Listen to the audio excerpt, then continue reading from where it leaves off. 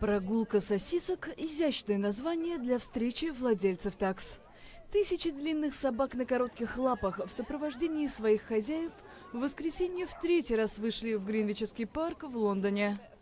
У истоков мероприятия стояли две таксы. Милдред и Джордж прославились через социальные сети. Их хозяйки подружились и вскоре встретились в реальной жизни. Мы познакомились через Инстаграм. Милдред сосиска и Джордж сосиска. Мы стали комментировать фотографии друг друга и вскоре поняли, что у нас схожее чувство юмора. Потом встретились на какой-то собачьей выставке и скоро стали друзьями. Это было примерно год назад, а Милдред и Джордж теперь пара. Женщины не ожидали, что придуманное ими мероприятие станет настолько популярным.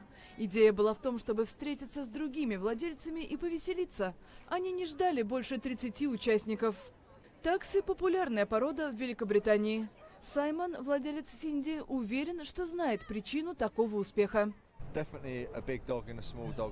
Это определенно большая собака в маленьком теле. С Сидни легко общаться. Большого пса я бы так не поднял. А еще у них есть характер. Ты не можешь идеально выдрессировать пса. Он всегда будет себе на уме и порой пытаться всем заправлять. Но это так весело. Прогулка сосисок – бесплатное мероприятие, но организаторы хотят совместить его с благотворительностью.